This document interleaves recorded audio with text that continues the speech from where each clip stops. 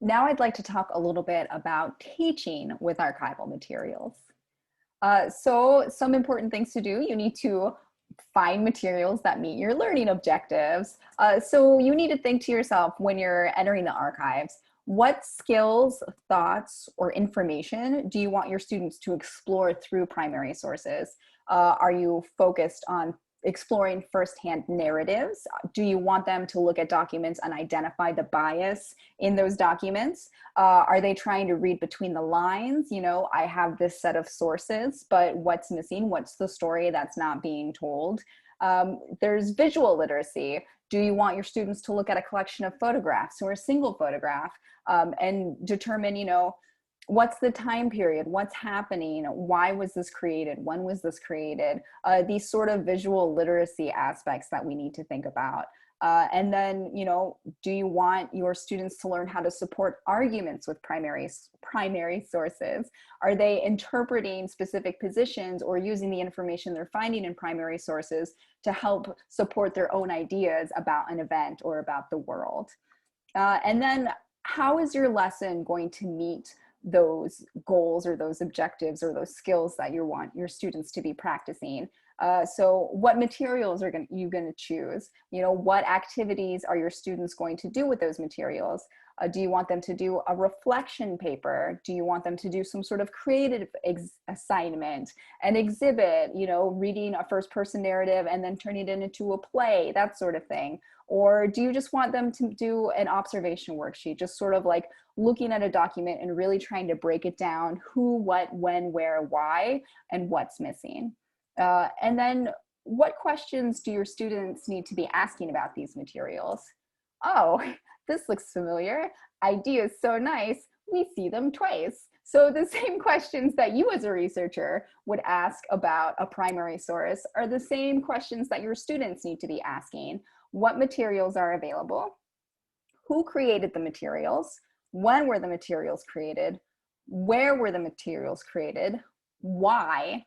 And what viewpoints might be missing? You know, and some of these they might not be able to have answers to. Some of these I don't have answers to when I look at archival materials, but these are all important questions to get them to start reflecting on the nature of the archival record, the nature of primary sources, and how primary sources can be used as sort of a viewpoint to show, you know, historical events and as a jumping off point to discuss the sort of more behind the scenes or like what's not being shown or what's the other story. So these are questions that your students need to be thinking about when they're working with primary sources. Less is more. This is something I want to stress. Don't feel pressured to present a large variety of objects. This can be really overwhelming, even for older researchers. You know, we usually tell people, take it a document at a time, take it a folder at a time. It's better to focus deeply on one or two particular objects than just kind of get like a surface level view of a lot of different objects. You know, don't be afraid to just present one student or one group with one photograph or one document and have them interpret that. Citing archival materials. So this is something that is always important to keep in mind. If you're using and if your students are using archival materials in projects that are going to be online or just projects that are going to be seen by other people, and it's just good practice for them in general, don't forget to cite your materials. So in the event of using a Santa Clara University material, we have a specific citation we like to use. It's at the bottom of the slide. The title of the resource, courtesy of Santa Clara University Library, Archives and Special Collections. And what this does is it allows other researchers or other people who are interested in your work to see this primary source, and then they can go check the primary source out themselves. You should check the object metadata. So if you're using something that's available through our digital collections, it'll have the title, it'll probably have the date, it'll probably have the creator, and you can use those in your materials.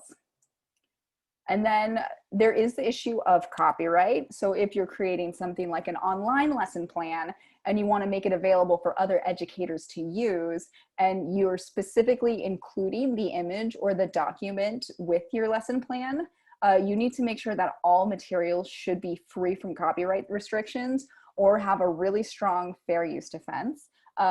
I just want to say this is not legal advice. I am not a lawyer, but in general, SCU created materials are available for you to use. The mission materials, they're so old, copyright does not exist. And then materials published in the United States before 1925 are public domain, so those are available. Ask if you're not sure. Just because it's online does not mean that it is freely available. And if you have any questions, feel free to email me at sheetenhelm@scu.edu. I love doing rights investigations. I think it's so interesting. It's such a beautiful minefield. So if you're not sure about something, just send me an email. There's going to be some more information in this module to help you with teaching with primary resources. But if you have any questions, please feel free to reach out as sheetenhelm@scu.edu.